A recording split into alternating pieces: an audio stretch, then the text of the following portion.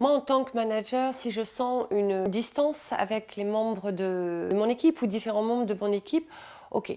Donc, cette distance-là, d'où elle vient, cette distance? Alors, là, il va être important, non pas de réfléchir aux différentes personnalités, différents caractères que j'ai dans mon équipe, c'est qu'est-ce qui, dans mon comportement, moi, en tant que manager, provoque cette distance, voilà, en tout cas ce manque de spontanéité pour que les gens viennent vers moi.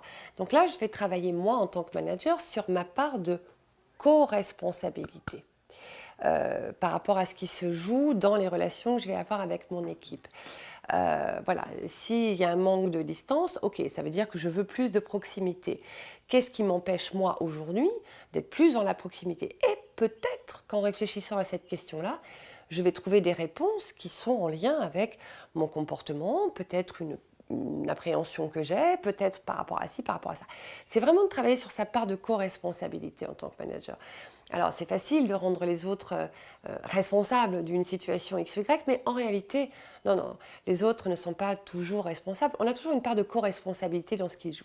Encore une fois, moi, je ne peux pas vraiment, même en tant que manager, agir sur la part qui ne m'appartient pas. Par contre, je peux agir sur la mienne. Et donc, on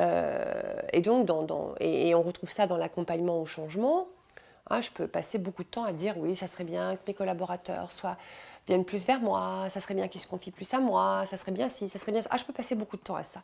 Qu'est-ce que moi, en tant que manager, je peux changer dans mon comportement ou dans ma façon de faire ou dans ma façon de dire qui peut potentiellement impacter le changement chez l'autre.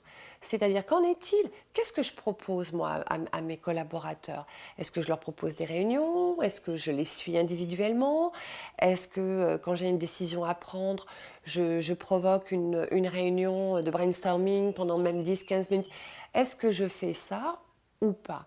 Favoriser la coopération, parce que en fait, c'est ça la finalité. C'est la cohésion, c'est bien.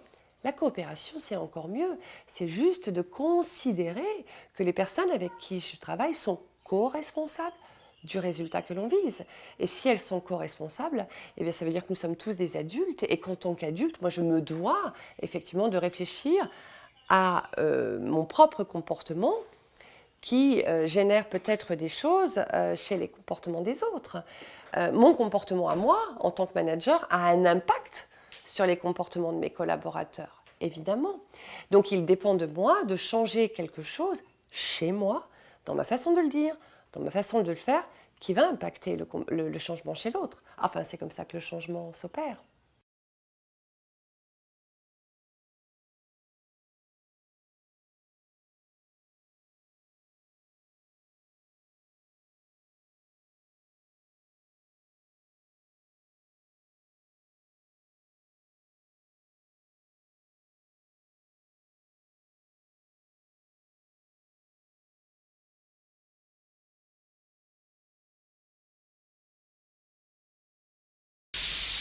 Parce que mon manager n'a pas blablabla, je pars dans des trucs, c'est pas grave. Pas blablabla, je pars dans des trucs, c'est pas grave.